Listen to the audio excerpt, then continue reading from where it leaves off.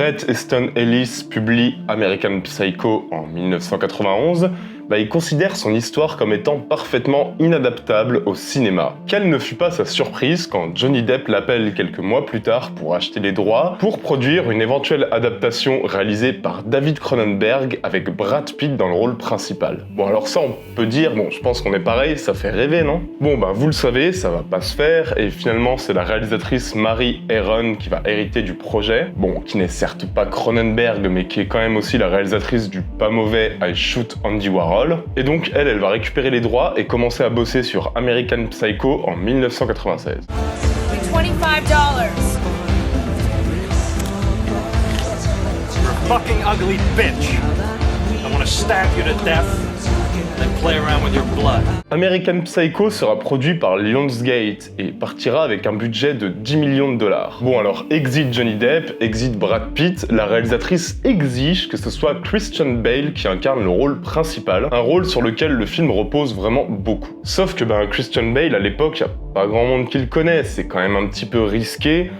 Pas très chaud la production, on choisit plutôt d'embaucher DiCaprio. Et ça on le choisit contre l'avis de la cinéaste qui décide carrément de quitter le projet. Donc là on part sur un début de production infernal. American Psycho revient entre les mains de Oliver Stone et DiCaprio, qui vont ensemble repenser tout le projet, sauf que DiCaprio se casse aussi. Et du coup plus aucun acteur ne veut jouer dans ce film qui a quand même l'air d'être une sacrée galère. Donc en 1999, Lionsgate s'excuse comme des merdes et décide de reprendre Mary Harron avec Christian Bale dans le rôle principal. Ça y est, on peut enfin lancer le tournage.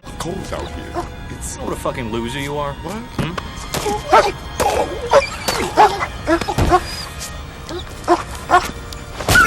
Un tournage qui va durer 1 mois et demi à Toronto, un tournage qui sera fréquemment perturbé par des manifestations anti-violentes qui protestaient contre le fait qu'on adapte un roman à ce point ambigu et à ce point graphique dans sa haine de la société et des femmes tout particulièrement. Et quand on s'amuse à naviguer sur Twitter, c'est vrai que Patrick Bateman est devenu un peu l'emblème des gars qui ont pas vraiment compris le film et qui le prennent pour un chad hyper viril.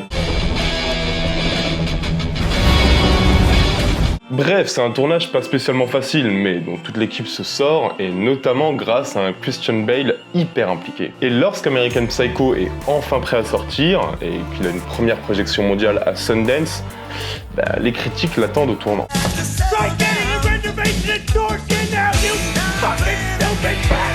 Et American Psycho va un peu se faire allumer, parce que si tout le monde sauve la performance de Bale, on parle aussi d'un film faussement provocateur, un film qui tourne un peu en rond, et ça c'est pas aidé par l'auteur du roman qui va lâcher des gros « ouais, le film il est ok, il est pas mal, mais en fait il sert à rien » en pleine promo. Le film va ramener $34 millions, c'est-à-dire vraiment pas grand-chose, et ce n'est que quelques années plus tard, notamment grâce à l'émergence des réseaux sociaux, que American Psycho deviendra le film culte qu'il est aujourd'hui. Et mon avis sur American Psycho, c'est que j'aime beaucoup certains aspects du film, mais j'ai un peu de mal avec sa réalisation en fait. Fuck you! Say fuck you!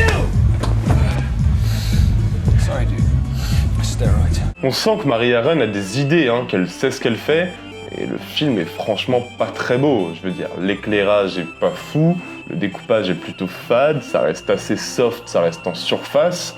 Visuellement, American Psycho est très très perfectible pour moi. Alors ok, l'atmosphère qu'il déploie est intrigante, intéressante, mais j'ai un peu du mal à m'enlever de l'idée que le film est trop fade pour ce qu'il raconte. Son postulat de base est génial, son idée est puissante, et franchement tu donnes ça à un Cronenberg ou à un Paul Verhoeven, ce serait génial Et ici, ici je trouve qu'on n'est pas loin du film qui peine à aller vraiment plus loin que son concept en fait. Du coup vous comprenez pourquoi j'ai envie de vous parler de ces films qui vont à mon sens beaucoup plus loin qu'American Psycho, que ce soit visuellement, que ce soit thématiquement. Des films qui ont d'autres idées, des films qui apportent des petits trucs en plus, c'est les mêmes, en mieux.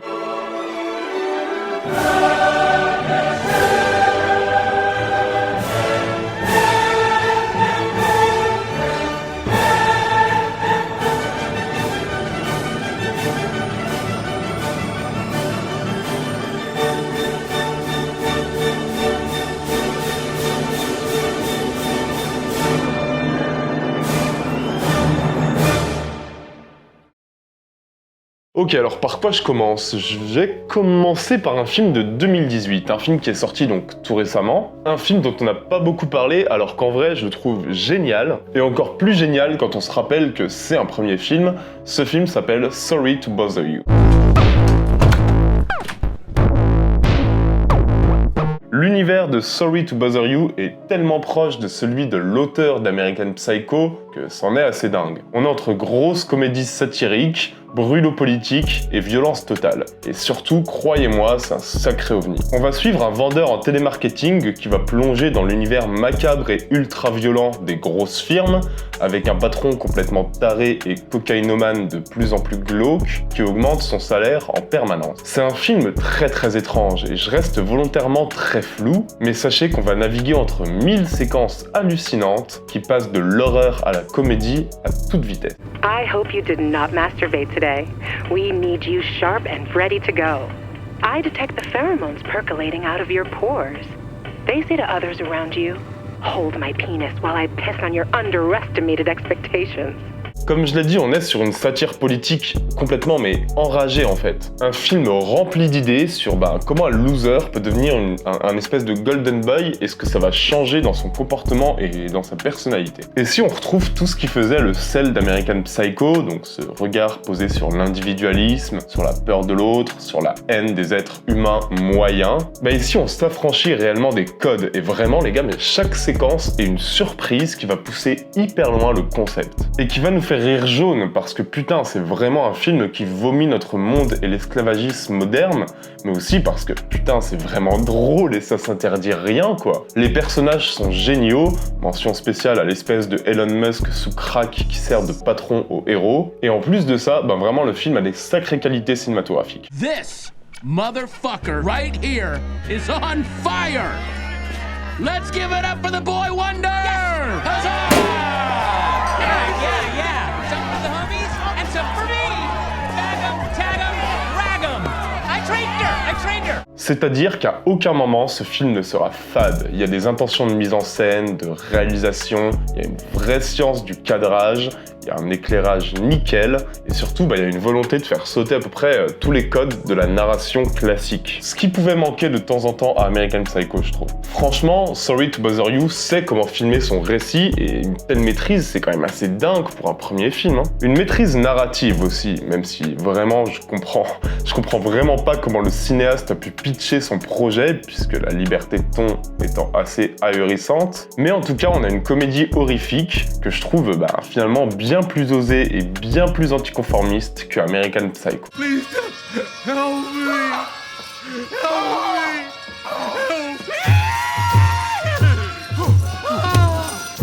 À partir de là, je peux que vous dire de foncer sur ce film. Moi, je trouve qu'il aurait dû faire beaucoup plus de bruit à sa sortie. Et si vous voulez prolonger l'expérience American Psycho, c'est vraiment le film idéal pour ça. Ça ruisselle d'idées, ça va bien plus loin encore que le film de Mary Harron. Franchement, c'est à découvrir très vite. What the fuck did you give me to snort, huh? Pour le deuxième film, je vous propose de retourner faire un tour du côté de Bret Easton Ellis. Vous savez que ce gars a eu plusieurs adaptations au cinéma, American Psycho étant de loin la plus connue. Et pourtant, le film qui a su capter le mieux son univers, à mon sens, c'est pas American Psycho, c'est Les Lois de l'attraction. Peter! Oh, Peter!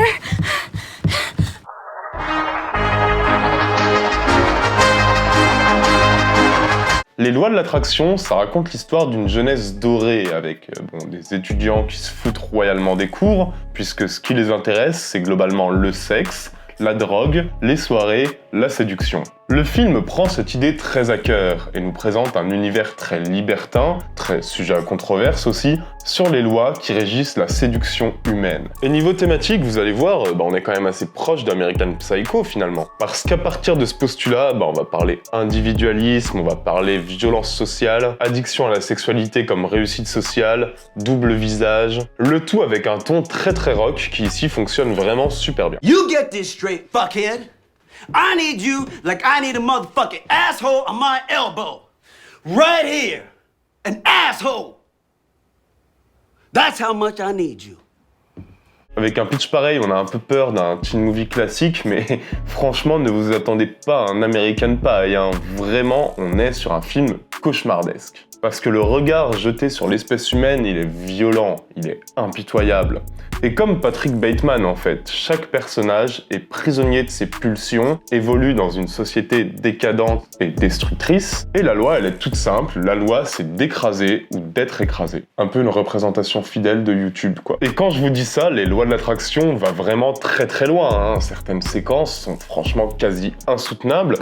Moi je m'attendais vraiment pas à un film aussi dur. C'est pas un film à mettre entre toutes les mains, mais c'est un film qui est extrêmement réussi et qui a des sacrées qualités dans sa mise en scène. Where the fuck was Lauren tonight? That Laura girl was kinda hot. I could bang her and feel good about it.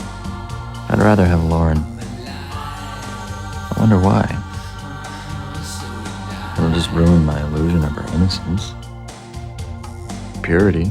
Entre des séquences de split screen que n'aurait pas renié un certain Brian De Palma, entre une recherche permanente d'innovation dans la mise en scène, avec une voix off désabusée et complètement désincarnée face à l'hyperactivité d'un monde glacial et hyper morbide, entre une séquence spécifique que je vais pas vous spoiler mais qui est très très difficile à voir, les lois de l'attraction jouent sans cesse avec pas mal de procédés de mise en scène et son inventivité est toujours bienvenue quoi. Franchement le film passe à toute vitesse. Et on se rend compte que le monde de l'adolescence, il est finalement assez peu éloigné de celui de l'entreprise. Tout n'est que prédation, humiliation, violence morale et physique.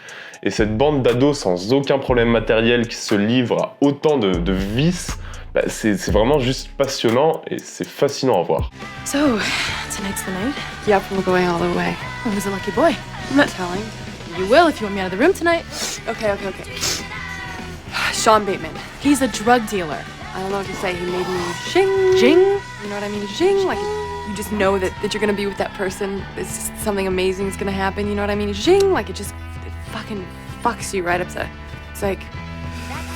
Zing. Ok les gars, j'ai encore 2 films à évoquer. Il y en a un, vous vous y attendez, c'est sûr. L'autre, je pense beaucoup moins. Et je fais quoi? Je pense que je vais commencer par l'évident. Je vais commencer du coup par un film qui est sorti il y a peu de temps, qui a été très vite comparé à American Psycho. Un film qui s'appelle Nightcrawler. Si American Psycho devait beaucoup à Christian Bale, Nightcrawler est tout entier voué à Jake Gyllenhaal, qui joue un espèce de requin fascinant, troublant, qui semble bien se foutre de l'humanité et de ses semblables, qui est un homme obsédé par sa seule réussite, et un homme qui est prêt à écraser quiconque ose même se comparer à lui. Avec un tel sujet, on se doute qu'on va être sur un film crépusculaire, et si Nightcrawler a été vendu comme un penchant de Drive, moi personnellement je le trouve bien plus déshumanisé encore. Ce film il est vraiment très déshumanisé. Nightcrawler va rajouter la course à l'image choc, va rajouter l'errance d'un homme qui cherche les événements les plus sales pour les vendre à la télé et pour draguer les bas instincts de ses semblables humains qu'il méprise. Et avec une telle idée, on se doute que c'est un film véritablement oppressant, un film qui est quasi entièrement nocturne. C'est un peu l'enfant caché qu'American Psycho aurait pu avoir avec le film noir. C'est un film saisissant et si vous êtes passé à côté, vous pouvez le découvrir très vite.